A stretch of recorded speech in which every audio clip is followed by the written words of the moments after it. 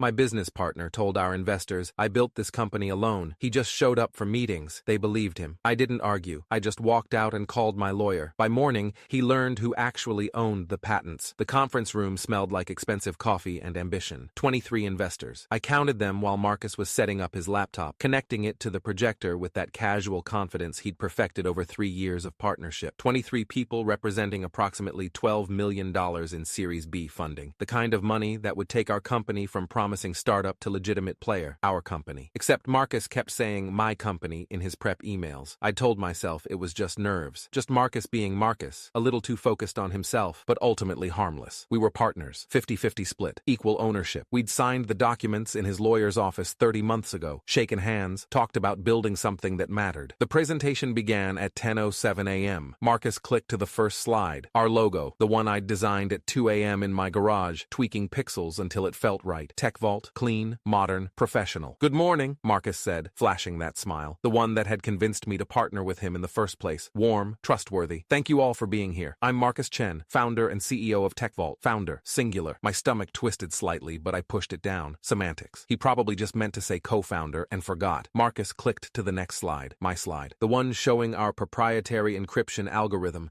the breakthrough that made everything else possible. 3 years of research. 18 months of development. Countless nights in my garage, coding until my eyes burned and my hands cramped. This is what makes TechVault special, Marcus said. Military-grade encryption that's actually user-friendly. I spent 2 years developing this algorithm. Most encryption is either secure or accessible, never both. I solved that problem.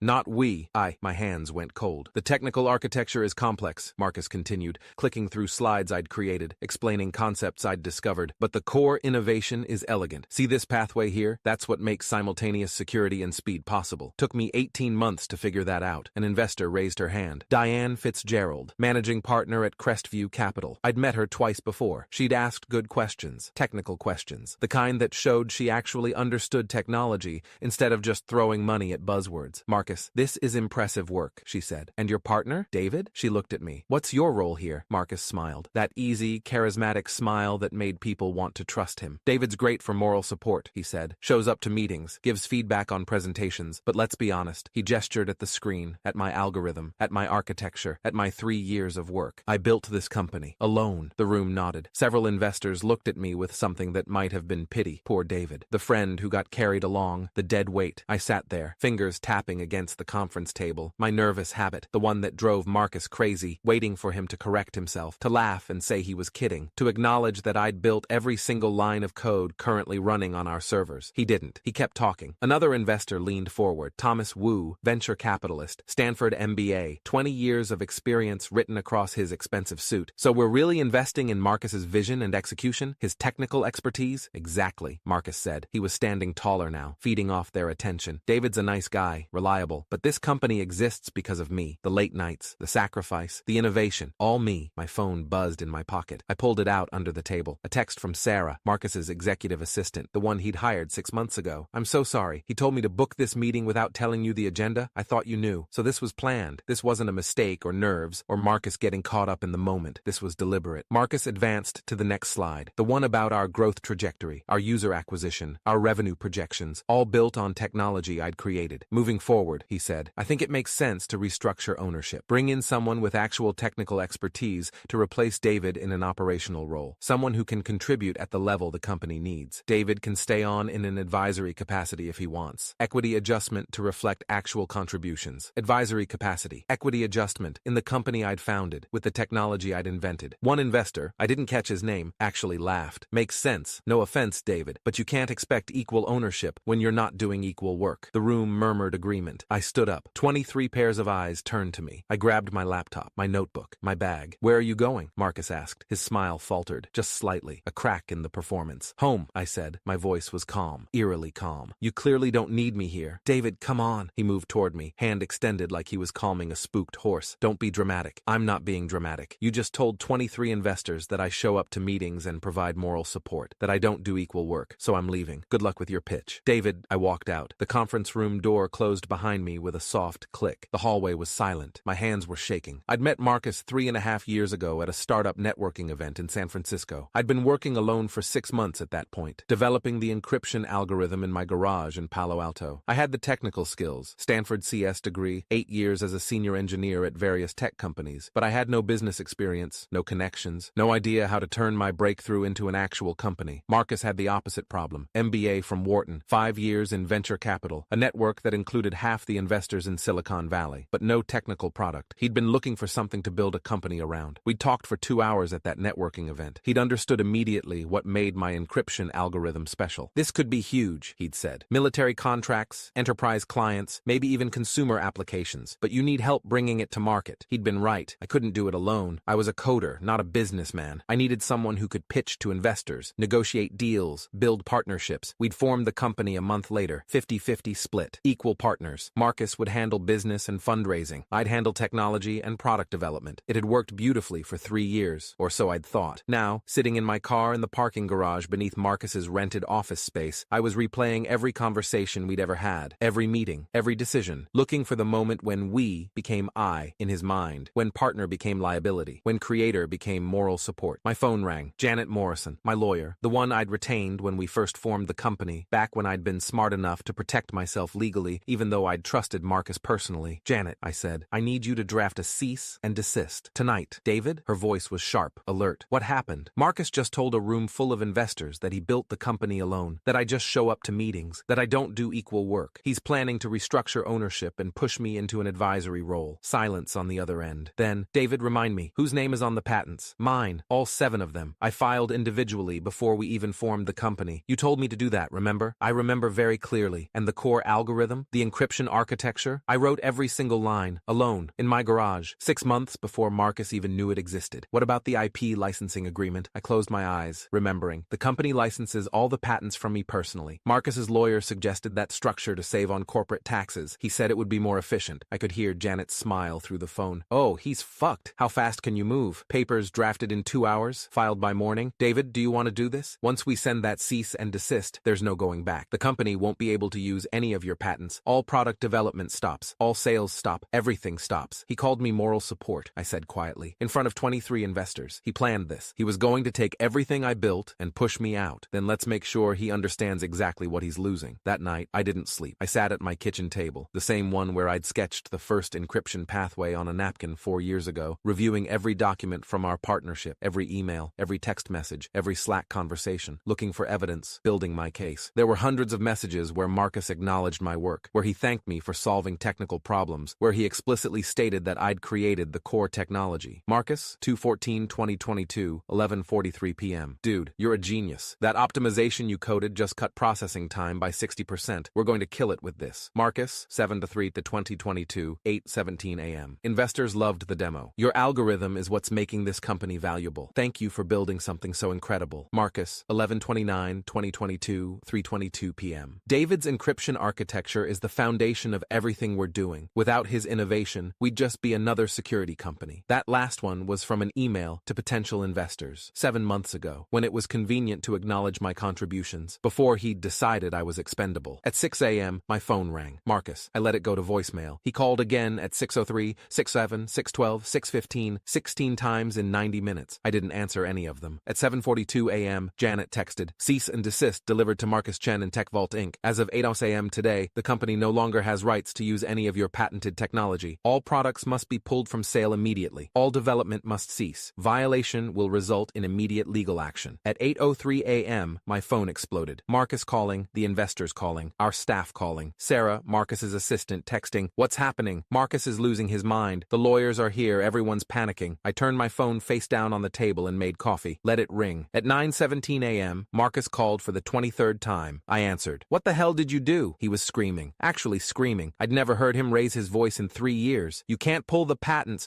You'll destroy the company. Your company, I said calmly. The one you built alone. Remember? David. I didn't mean it like that. Yes, you did. You said it in front of 23 investors. You planned the whole thing. You were going to restructure ownership and push me out. Sarah told me you deliberately didn't tell me the meeting agenda. Silence. The kind of silence that confirms everything. I want to renegotiate, he said finally. His voice was different now, smaller, desperate. We can fix this. No, David, please. The investors are furious. If we can't ship product, if we can't develop new features, the deal is dead. The company is dead. Sounds like a you problem. I'm your partner. No, I said. You said I just show up to meetings. You said I provide moral support. Partners don't say that. Partners don't plan to restructure each other out of their your own company. What do you want? His voice cracked. More equity? Voting control? My resignation? Name it. Anything. Just give us back the patent license. I took a sip of coffee. It was good coffee. Ethiopian blend. I'd bought it with revenue from the company, from products built on my technology. I want you to call every single one of those investors, I said, and tell them the truth. Done. I'll do it right now. I'll send emails. Not emails. A conference call. Today, with all 23 investors, and me on the line, listening. Fine. Yes. Anything. You're going to tell them that you lied yesterday, that I created the core technology, that I wrote every line of code, that I own all the patents, that without me, there is no Tech Vault. I'll do it. I swear. And then, I continued, I want you to resign as CEO, give up your shares, sign a document admitting you deliberately misrepresented contributions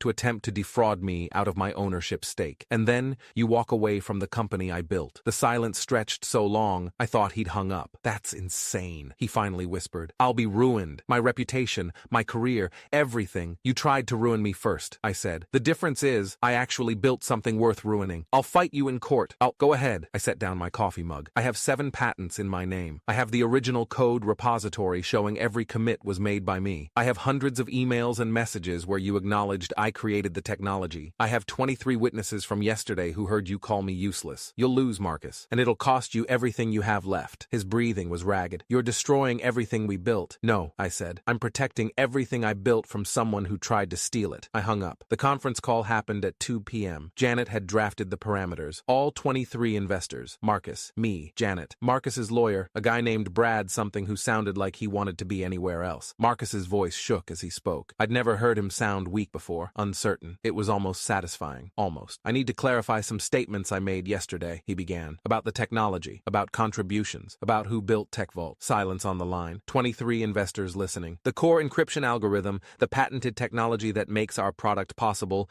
was created entirely by David Reeves, not me. David invented it, developed it, and filed the patents before we even formed the company. He paused, swallowed audibly. I misrepresented his contributions yesterday. I implied that I built the technology alone. That's not true. David built it. I provided business expertise and connections, but the actual innovation, the actual product, the actual value, that's all David. Diane Fitzgerald cut in. So yesterday was a lie? Yes, Marcus said quietly. Why would you lie about something like that? Thomas Wu's voice was ice. We're about to invest $12 million.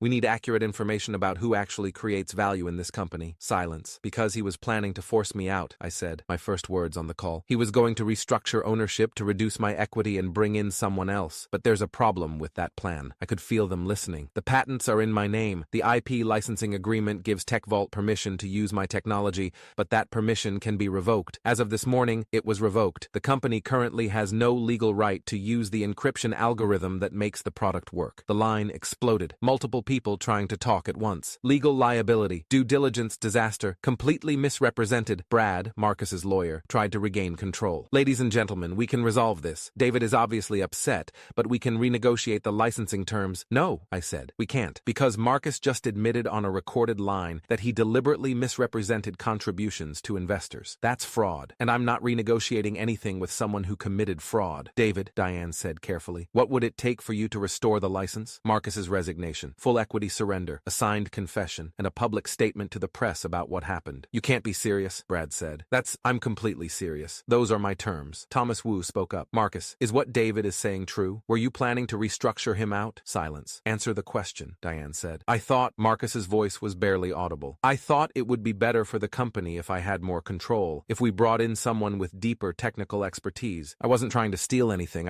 You just wanted to take the company I built, I said, using technology I invented, and push me into an advisory role so you could take credit for my work. This call is over, Brad said abruptly. Marcus, don't say anything else. The damage is done, Janet said. We have everything on record. 23 witnesses, Marcus's admission of misrepresentation, David's clear ownership of the underlying IP. If Tech Vault wants to continue operating, it needs David's cooperation, and David's terms are non-negotiable. The call descended into chaos. Investors demanding emergency board meetings, Brad trying to threaten legal action, Marcus saying nothing, and me, sitting in my kitchen, listening to the company I'd built tear itself apart because the person I'd trusted decided I was expendable. Marcus resigned 3 days later, signed everything. The admission of fraud, the equity surrender, the public statement. He didn't have a choice. Without the patent license, Tech Vault couldn't operate. The investors had made it clear. Either Marcus left and I stayed, or they pulled their funding and sued everyone involved for fraud. Marcus chose survival. Barely. The press release went out on a Friday afternoon. Marcus Chen has resigned from Tech Vault. to pursue other opportunities. David Reeves, creator of the company's core technology and holder of all related patents, will assume the role of CEO. Other opportunities. That's what we called it when someone gets caught trying to steal their partner's company. The tech blogs picked up the story within hours, not the sanitized press release version, the real story. Someone leaked it. Maybe one of the investors. Maybe Sarah, Marcus's assistant, who'd been horrified by what he'd done. TechVault co-founder attempted to push out partner who owns all patents, read one headline. CEO resigns after admitting fraud to investors, read another. Marcus's reputation was destroyed in 48 hours. The venture capital community is small. Word travels fast. By Monday, he was unemployable. I should have felt satisfied, vindicated, triumphant. Instead, I just felt tired. 6 months later, I was sitting in the same conference room where Marcus had tried to erase me. Different investors this time. The Series B round had fallen apart after the Marcus situation. Too much drama, too much uncertainty, but we'd recovered, rebuilt trust, brought in new board members, hired a real executive team, and now we were closing a Series C round, $20 million, led by Diane Fitzgerald at Crestview Capital. I have one question, Diane said as we wrapped up the final details. Why didn't you stop him earlier? Marcus was clearly taking credit for your work for months, maybe years. Why let it get to that point? I thought about it. Because I trusted him, I said finally. I believed we were building something together. That partnership meant something. I thought if I just kept my head down and kept building, the work would speak for itself. But it didn't. No, he was rewriting the narrative, making himself the genius founder, making me the expendable friend who'd been carried along, and I didn't see it until he tried to make it official. Diane nodded slowly. What did you learn? That intellectual property is the only thing that matters, I said. Marcus had the connections, the charisma, the business skills, but I had the patents. That's what saved me. Smart, she said. Keeping the patents in your name before forming the company. A lot of founders don't think that far ahead. My lawyer insisted, I said. At the time, I thought it was paranoid, unnecessary. Marcus and I were partners. We trusted each other. But you listened to your lawyer anyway. Yeah, I listened. Because 3.5 years ago, when I'd been excited about partnership and building something meaningful and changing the world, Janet had sat across from me in her office and said very clearly, David, I hope Marcus is trustworthy. I really do. But hope isn't a legal strategy. File the patents in your name, just in case. Just in case your partner tries to steal everything you've built. Just in case we becomes I in his mind. Just in case you need to walk out of a meeting and make a phone call that destroys his career and saves yours. I saw Marcus once after he resigned, 3 months later. Coffee shop in Palo Alto. I was there to meet with a potential hire. He was there alone, laptop open, looking smaller somehow, diminished. Our eyes met across the room. He stood, walked over. David, he said. Marcus, can I? He gestured at the empty chair at my table. Just for a minute? I should have said no, but I nodded. He sat. I'm sorry, he said, for what I did. How I did it. All of it. Okay. I convinced myself it was justified. That I was the one making the company successful. That you were just the technical guy and I was building the business. I lost sight of who actually created the value. You tried to steal my company, Marcus. I know. He stared at his hands. I've been in therapy, trying to figure out why I did it. My therapist says it's ego. That I couldn't handle not being the genius. That I needed to be the one who built something from scratch. Did you tell your therapist you tried to commit fraud against your business partner? He flinched. Yes. What did they say? That I destroyed the best partnership I'd ever have because I couldn't share credit. We sat in silence. I'm working at a consulting firm now, Marcus said. Junior level. Starting over. No one in VC will touch me. Every tech company in the valley knows what I did. What did you expect? I don't know. I guess I thought. He trailed off. It doesn't matter what I thought. I was wrong. You built something incredible, and I tried to take it because I was insecure and arrogant and stupid. Yes, I said. You were. He stood. I hope TechVault succeeds. I really do. You deserve it. He walked away. I watched him leave. This person I'd trusted, who I'd built a company with, who'd tried to erase me and steal 3 years of my work, and I felt something unexpected. Not anger, not satisfaction, just nothing. He'd already lost everything. His reputation, his career, his future in the industry he'd spent a decade building connections in. I didn't need to punish him further. The truth had done it for me. TechVault is worth $340 million now. We closed the Series C with Crestview Capital, hired an incredible team, landed contracts with 3 Fortune 500 companies and the Department of Defense. The encryption algorithm I developed in my garage, the one Marcus tried to claim he'd built alone, is now protecting data for millions of users. I'm the CEO, sole founder on all the press materials, 100% of the equity, minus what I've granted to employees and what the investors own. Last week, someone asked me in an interview what I'd learned from the Marcus situation. I thought about it carefully. I learned that you can't assume good intentions, I said. Even with people you trust, you have to protect yourself legally, document everything, and most importantly, never give up control of your intellectual property. The interviewer pressed, do you regret partnering with Marcus? No, I said. He taught me something valuable. He taught me that the person who owns the patents owns the company. Everything else, the charisma, the connections, the business skills, that's all replaceable. But if you create something genuinely innovative and and you protect it legally, no one can take it from you. Not even your business partner, especially not your business partner. Because Marcus had been right about one thing. I did just show up to meetings. I showed up to meetings that discussed technology I'd invented, products I'd architected, patents I'd filed, innovations that existed because I'd spent 18 months in my garage, coding until my eyes burned, solving problems that Marcus couldn't begin to understand. He'd thought he was the irreplaceable one, the visionary, the founder who mattered, and maybe in a different world where I hadn't listened to my lawyer, where I'd filed the patents under the company name instead of my own, where I'd trusted instead of verified, maybe in that world he would have been right, but not in this one. In this world, the partner who tried to restructure me into an advisory role learned a fundamental lesson about how technology companies actually work. You can replace a CEO, you can replace a business development person, you can replace the charisma and the connections and the ability to pitch investors, but you can't replace the person who owns the patents. You can't replace the engineer who built the algorithm that makes your entire company valuable. You can't replace the founder who shows up to meetings about technology only he understands. And when that founder walks out of your conference room and calls his lawyer, when he revokes the license that lets you use his intellectual property, when he forces you to admit in front of 23 investors that you lied about building the company alone, that's when you learn the difference between being charismatic and being irreplaceable. Marcus learned that difference at 8:03 a.m. on a Tuesday morning when his phone exploded with panicked calls and he realized that I built this company alone becomes I destroyed this company alone the moment the actual builder takes his patents and walks away. I built TechVault, not Marcus. And when he tried to take credit, tried to erase me, tried to restructure ownership, I didn't argue. I didn't fight. I didn't defend myself in that conference room. I just walked out, called my lawyer, and let him learn who actually owned the foundation his career was built on.